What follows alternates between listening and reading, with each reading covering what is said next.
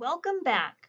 This is the fifth lecture for the Advanced Pollinator Training Module for the Hawaii Master Gardeners on the basics of beekeeping.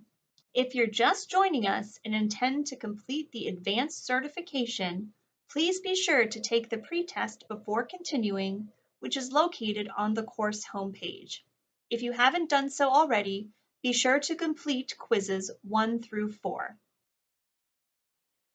A complete, detailed description of beekeeping practices is outside the scope of this training module, but what I hope master gardeners will have at the end is an understanding of the parts of a honeybee hive, know the proper protective equipment to use when working with honeybees, know the tools of the beekeeping trade, and be familiar with county and statewide ordinances related to beekeeping in Hawaii.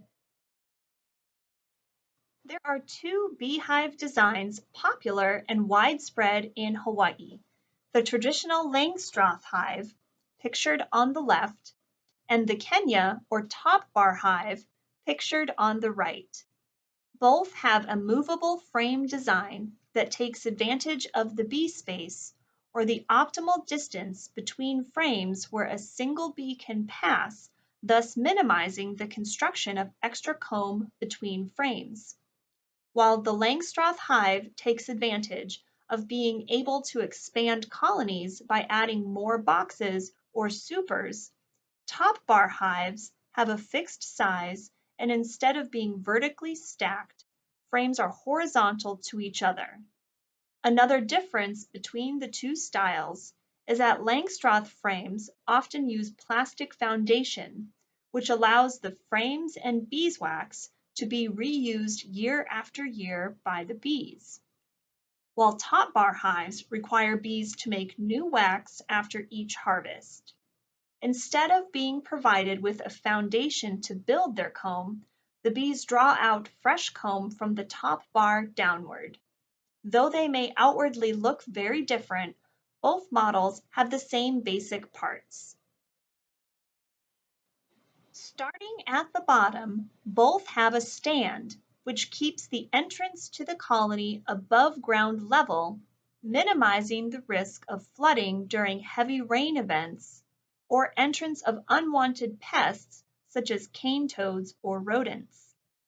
For Langstroth models, it is always best to tilt the hive slightly forward to prevent the entrance filling with water. On top of the stand is the bottom board, or bottom of the hive. These may be solid wood or screened to help with ventilation and mite control. An entrance reducer may be used during certain times of the year when a colony is smaller or weaker to limit the entrance size that needs to be guarded and help prevent honey robbing from stronger nearby colonies. The hive body is what makes up the outer walls and should be made of weather-resistant wood or painted to reduce rot. Queen excluders are typically metal frames placed between supers in Langstroth hives, which have holes large enough for workers to pass through, but confine the queen and therefore egg laying to a particular portion of the colony, though these aren't always necessary. Confining a queen to a particular part of the hive is more difficult in the top bar style, as the beekeeper would have to construct them themselves so as not to limit the movement of workers between frames. The frames in both designs are oriented horizontal to each other, but are stackable in Langstroth hives. I have yet to meet a beekeeper who uses an inner cover or crown board, whose main purpose is insulating the colony during cold weather, so this part of the Langstroth setup can be ignored in Hawaii. Finally, the whole thing has a cover to keep out the weather. While the top bar hive will be fixed size throughout, Langstroth hives have hive bodies that come in different sizes. A deep super is located on the bottom of the picture on the left and serves as the brood chamber where the queen will spend most of her time laying eggs. Beekeepers often opt to use medium supers on top of that for honey storage, as these are much lighter to lift when harvesting honey, though you could also use more deeps. Remember, larger frames store more honey, and a deep super full of honey can weigh as much as 70 pounds, while a medium will be only 50 pounds when full of honey. You could get even smaller supers, called shorts, which would only weigh about 30 pounds when full. As far as deciding which style to choose, there are pros and cons to both. As I mentioned, the Langstroths are expandable in size, and you can keep adding supers if your bees keep putting on honey. Frames are easily manipulated, and replacement parts are easy to purchase given the standardization of the design across companies. A variety of accessories, such as feeders, are available. Pollen collection is also possible. The boxy design makes them portable.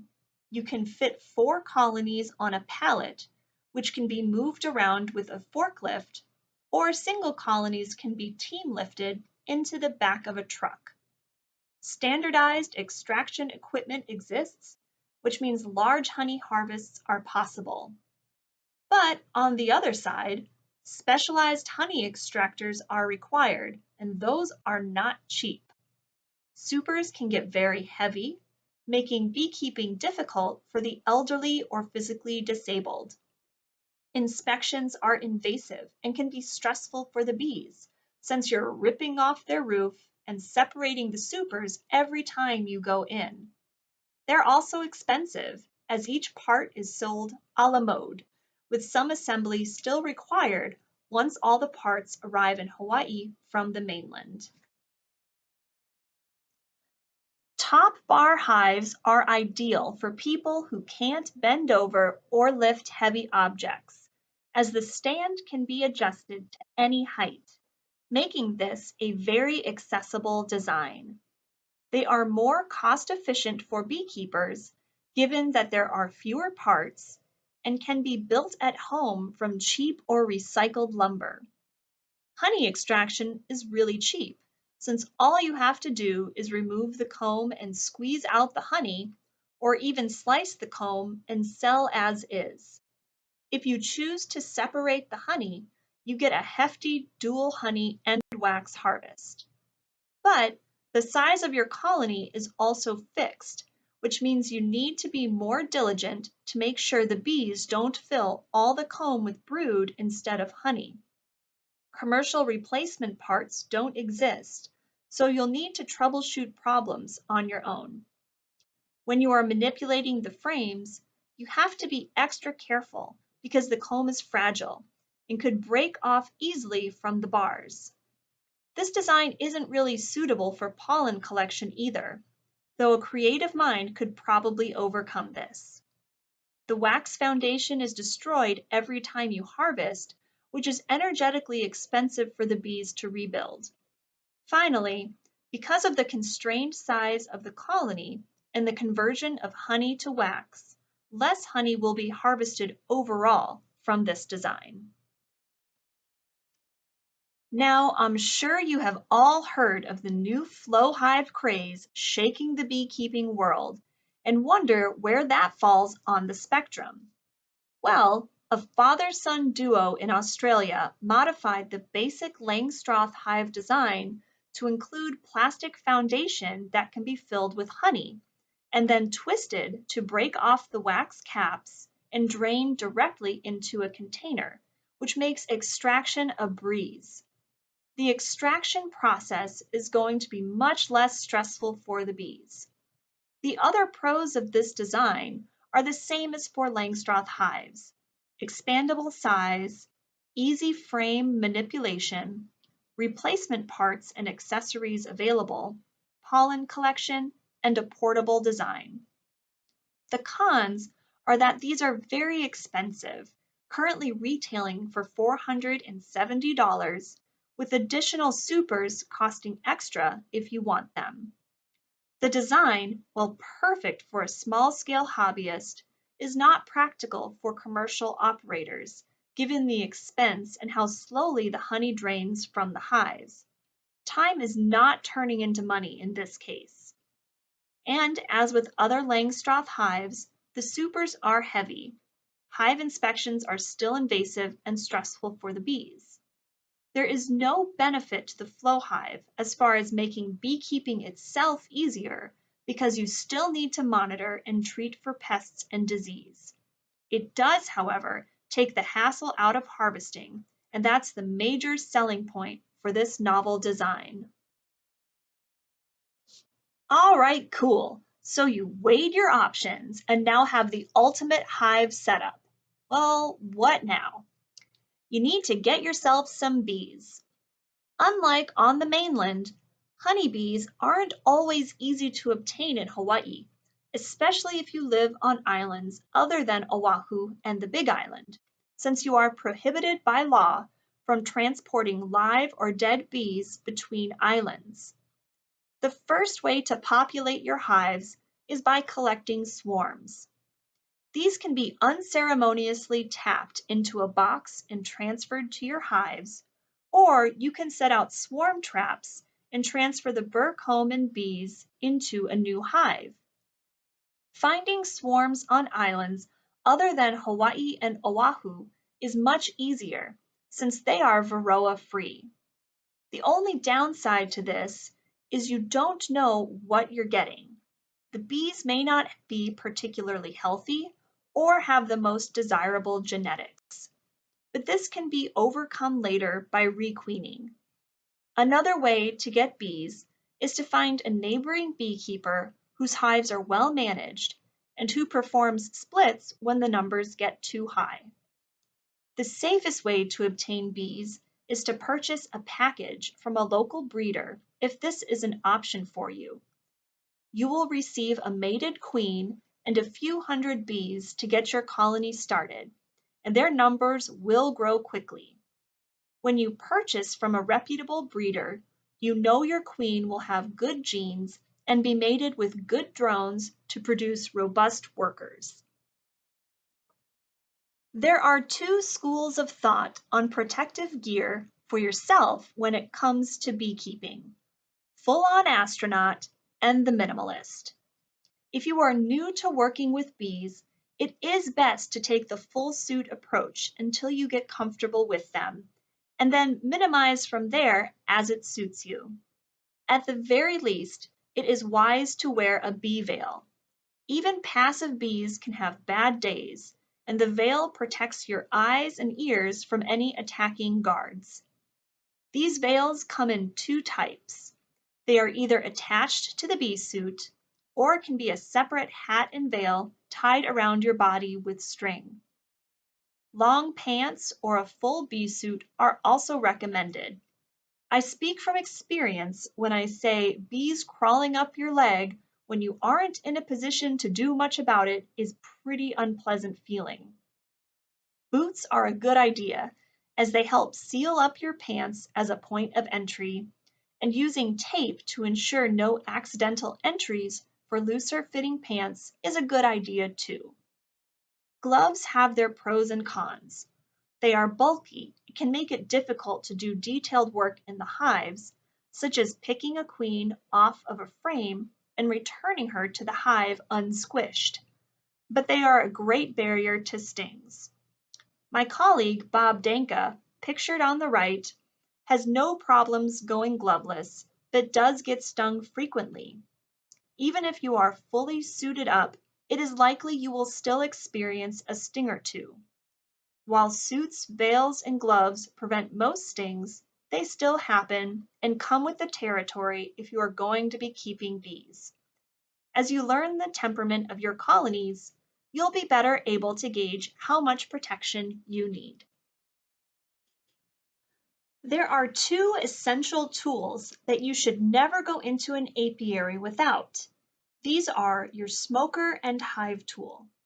The smoker can be loaded up with flammable materials such as paper, cardboard, or dried twigs and leaves.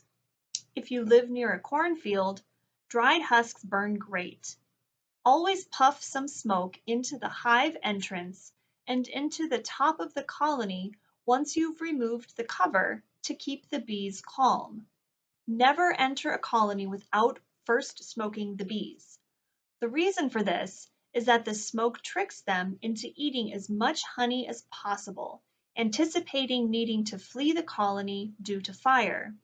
If they're eating honey, they're not stinging you.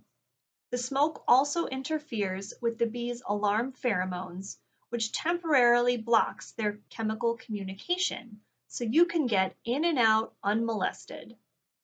The hive tool is a versatile crowbar and scraper for cracking through propolis to unseal hives, loosen frames and leverage them out, and for scraping excess propolis or burr comb from the lid and sides of the hive. This could be paired with a frame clamp or frame grip to easily and gently remove frames from the colony once they've been loosened, especially if you're wearing gloves. If you're removing frames for honey extraction or need a clear view of the brood, a soft bristled brush is handy for removing the stuck-on bees that just won't shake off without damaging them. I mentioned how bee gloves make it difficult to safely handle the queen. If you do wear gloves, also keep a pair of featherweight forceps on hand. We use these a lot in entomology because no matter how hard you squeeze, you cannot squish the bug. You get a firm grip without damaging them. Buy a pair with a hole so you can keep them around your neck. I speak from experience when I say you will lose them in the field otherwise. All right, we've covered the basics, but what about the fancy stuff? We're all just in it for the honey. If you opted to use top bar hives, extraction is easy because all you have to do is cut the honey-filled wax away from the top bars and squeeze out the honey or serve it in the comb. Even less work if you have the flow hive. But the majority are using Langstroth hives, and honey extraction is a bit more nuanced. You'll need an implement to uncap the filled honey frames, either an uncapping knife, which also come as a heated option, or a cap scraper to remove the wax cappings. Next, you'll need some kind of extractor. This acts as a centrifuge that spins the honey out of the frames, which runs down the sides and can then be poured into bottles for storage or sale. These come in various sizes that accommodate anywhere from 2 to dozens of frames, but will set you back at least $1,000. The second best part of keeping bees is getting to harvest the wax. I spoke in previous lectures about how energetically expensive it is for honeybees to make wax. They need to consume 8 pounds of honey to produce only 1 pound of wax. Honeybees will reuse comb they have already constructed, which is a benefit of Langstroth hives. But you can melt the wax cappings in do-it-yourself solar wax melters, which separate the wax from excess honey and bee bits, which can then be used in cosmetic products or for candle making. Regardless of how you plan on using the resources from your bees, don't forget to have appropriate supplies on hand. Of course, it's never as easy as just setting it up and harvesting at the end. If it was, we'd all have perfect backyard gardens. There's a bit of work to take care of in the middle, and depending on whether you are setting up shop on a Varroa negative or positive island, can make a big difference in management needs. I'll go into more detail about these topics later, but for now, here is a basic overview of what you'll need to periodically check for. The most important thing you can do is inspect and monitor your colonies. Honeybees have undergone selective breeding for millennia and are domestic animals. They should not be left to their own devices. Early detection of diseases and pests is key for treatments to being effective. If you live on Varroa-positive islands, colonies should be checked for mites using an alcohol shake every 2 to 3 weeks. On Varroa-negative islands, you may only need to inspect colonies once every couple months.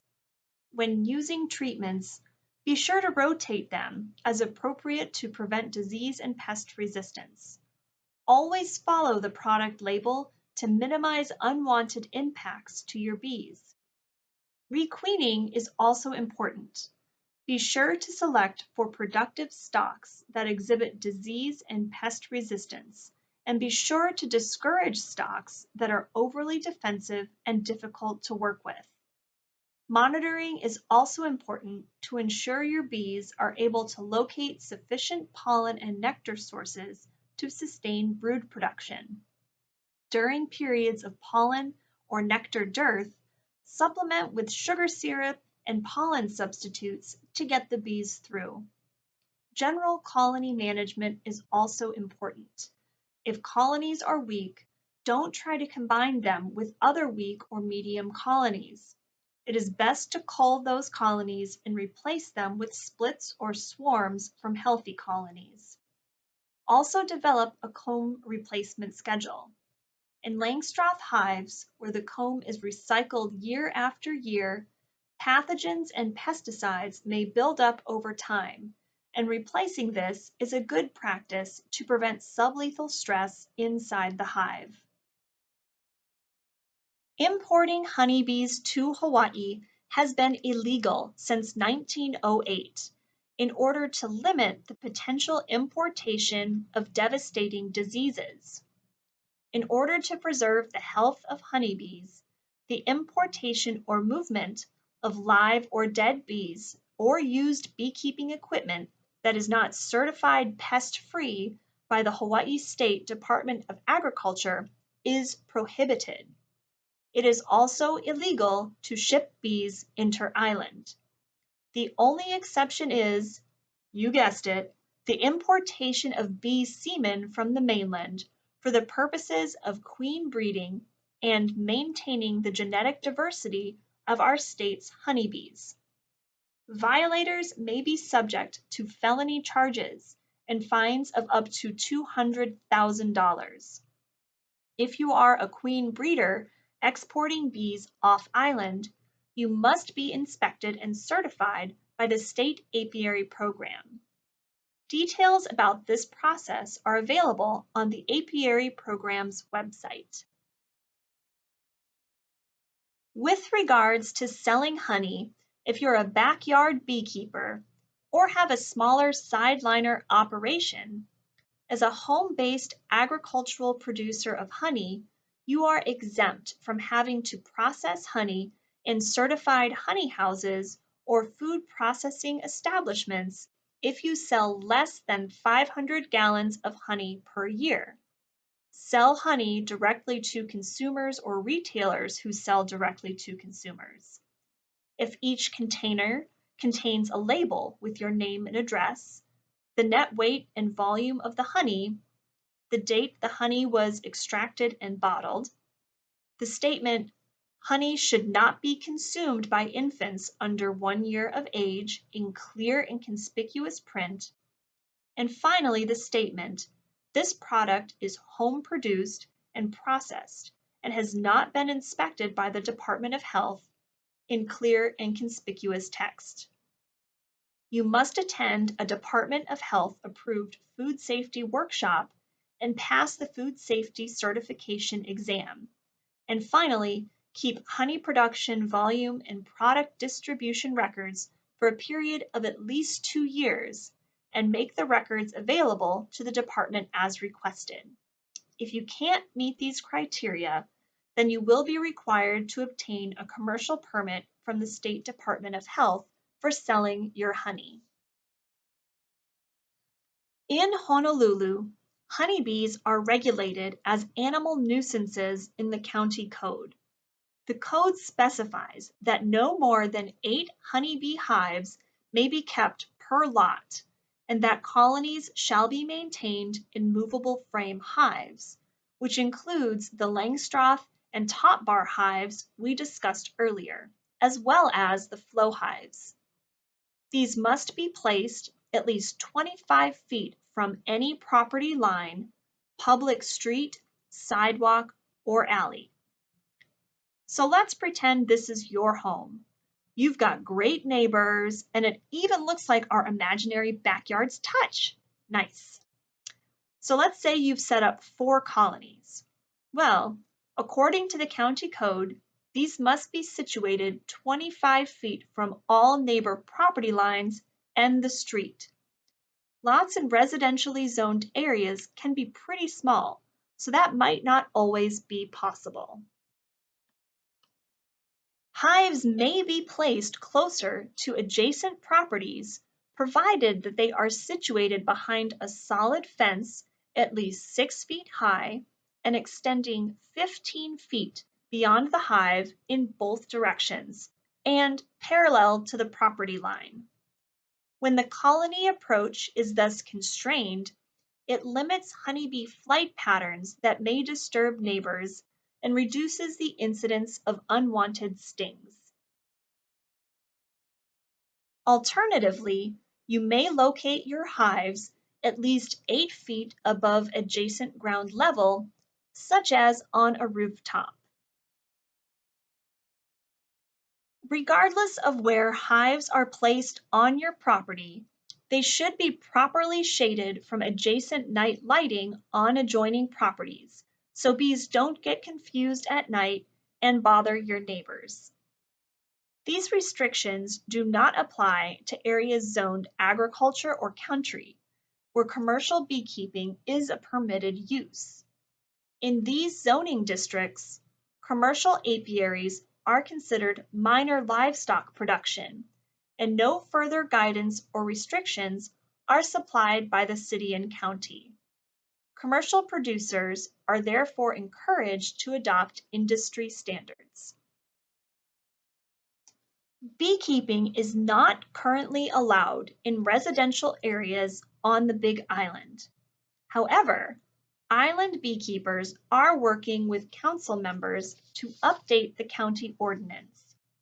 For now, apiaries may only be located at sites zoned agricultural, intensive agricultural, and residential and agricultural. In agricultural and intensive agricultural districts, apiaries must be located 1,000 feet away from any major public street and any other zoning district. So your neighbor is also agriculturally zoned, then distance restrictions don't apply. However, you will need to keep them 1,000 feet from my mountain getaway because that is zoned residential. If you reside in a residential and agricultural district, Section 25552 of the Kaua'i County Code does permit use for livestock production, which is defined in Chapter 25 as a distinct agricultural operation or establishment which keeps, feeds, or raises livestock for commercial purposes and as a principal land use. This includes apiaries. In this instance, hives need only be placed 75 feet from property lines. Animal or agricultural use of public lands, which includes maintaining bees, is only permitted with a valid lease, contract, or special permit issued by the county. In researching the county ordinances for beekeeping, I did speak with employees of county planning offices for all of the counties. The general consensus is that if the code doesn't explicitly say that you can do something, then it's prohibited. However, Kauai's language is a bit vague and does allow for other agricultural uses in residential areas. Section 8-1.5 of the Code defines agriculture as the breeding, planting, nourishing, caring for, gathering, and processing of any animal or plant organism for the purpose of nourishing people or any other plant or animal organism, which reasonably includes beekeeping. In residentially zoned areas, diversified and specialized agriculture and nurseries are a permitted use, as well as any other use or structure which the planning director finds to be similar in nature to those listed in this section and appropriate to the district. And this may be allowed with a use permit, which again could reasonably include beekeeping. Potential beekeepers are encouraged to reach out to the Kauai planning director for a use permit, and I suggest follow the restrictions set forth by the City and County of Honolulu, which are the most detailed in the state. Beekeeping is an allowed use in areas zoned for agriculture with no specific restrictions within the Kauai County Code for apiaries. However, it would be a reasonable assumption that apiaries should be located at least 500 feet from residential districts within which a use permit may be required, as for other forms of agricultural production within 500 feet of residential areas. In Maui County, the ordinances governing permitted uses in different municipal zones are often contradictory with regards to beekeeping. Beekeeping is qualified as an agricultural practice and is included within the definition for animal and livestock raising in Maui. For that reason, colonies may only be kept on properties zoned rural or agricultural, where agriculture is listed as a permitted property use. Owners of agriculturally zoned properties may also lease their lands to individuals needing a place to house their colonies. Beekeeping is not allowed in residential zones, with the exception of properties located in the Maui Research and Technology Park District. However, conditional permits may be an option for individuals interested in backyard beekeeping, though there is no guarantee that a permit will be granted. The Maui County Department of Planning recommends contacting them directly to assess your individual situation prior to applying for a conditional permit. Properties in the districts of Wailuku, Makawai, Lahaina, Hana, Lanai, and Molokai, which have not yet adopted a comprehensive zoning ordinance, are regulated as interim zones by the county. Owners of these properties may keep bees, but a special use permit is required. For areas where beekeeping is allowed, Maui County does not offer additional guidance with regards to colony proximity to property lines. This concludes the 5th Advanced Pollinator Training Module. For those of you pursuing the advanced certification for the Hawaii Master Gardeners, don't forget to take Quiz 5, found under Lesson Materials. You need a score of 70% or greater for credit. Stay tuned for the next lecture on stings and the medical value of honeybees.